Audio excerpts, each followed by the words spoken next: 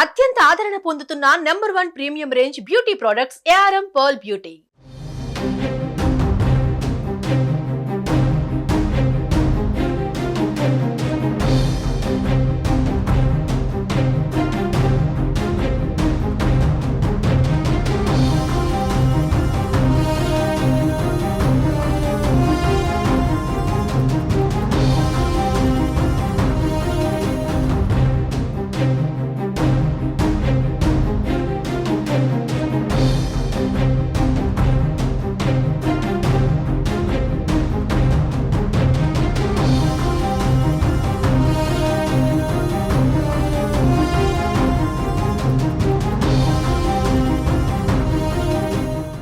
రైతు బీమాపై తెలంగాణ ప్రభుత్వం ఫోకస్ పెట్టింది. రాష్ట్రంలో 2024-2025 రైతు బీమా సంవత్సరం ఆగస్టు 15 నుంచి ప్రారంభం కానుంది.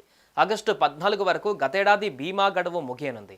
దీంతో రాష్ట్ర వ్యాప్తంగా 2024-25 సంవత్సరానికి గాను ఆగస్టు 15 నుంచి రైతు బీమా పథకాన్ని తెలంగాణ ప్రభుత్వం పునరుద్ధరించనుంది. 18 నుంచి 59 ఏళ్ల వయస్సు గల వారు ఈ పథకానికి అర్హులని ప్రభుత్వం పేర్కొంది.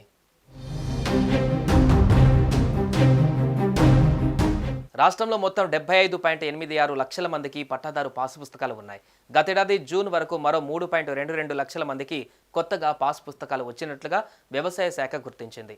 అందులో 2.32 లక్షల మంది మాత్రమే రైతు బీమాకు దరఖాస్తు చేసుకున్నారు. గతంలో అన్ని అర్హతలు ఉండి రైతు బీమాకు దరఖాస్తు చేసుకునే వారితో కలిపి 2.71 లక్షల మంది అర్హులని తేల్చారు.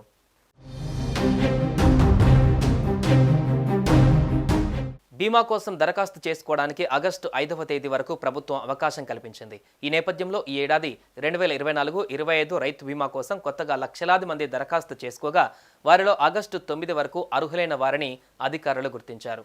గత జూన్ 28 వరకు కొత్తగా పట్టాదారు పాసు పుస్తకాలు వచ్చిన 3,22,582 మంది రైతులు బీమాకు అర్హులుగా ఉన్నట్లు వ్యవసాయ శాఖ అధికారులు గుర్తించారు.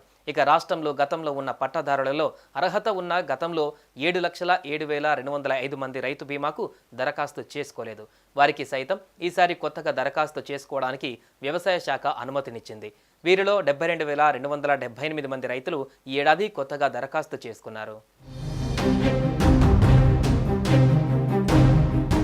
జూలై 30 నాటికి 60 ఏళ్లు దాటిన వారిని పథకం నుంచి తొలగించి మిగతా అర్హులైన 45.13 లక్షల మంది ఇన్సూరెన్స్ను రెన్యువల్ చేయాలని అధికారులు నిర్ణయించారు.